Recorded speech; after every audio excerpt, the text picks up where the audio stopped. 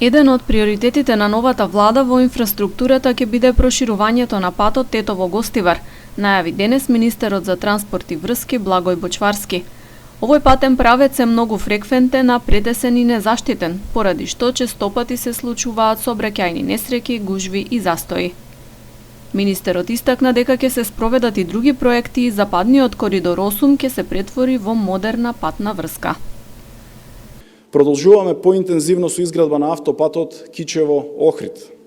Во овој мандат целосно ќе се реконструира патниот правец од Струга до граничниот премин Ќафасан, а ќе започнеме со постапка за проширување на автопатот од Тетово до Гостивар.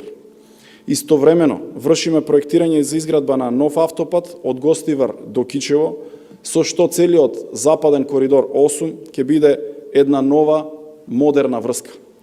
Според предходните најави, патот Тетово-Гостивар ќе стане стандарден автопат со по 3 коловозни ленти во еден правец.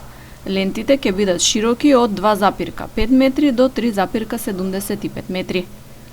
По оваа делница, која што е долга околу 22 километри, просечно дневно минуваат околу 13.000 возила. Од пуштањето во употреба на патот во 1996 година, до сега не се извршени позначајни зафати за негова реконструкција. Голем проблем за возачите представуваат и бездомните животни кои излегуваат на коловозот. Заштитната ограда што треба да ги спречува во неконтролираното движење, честопати е мета на кратци.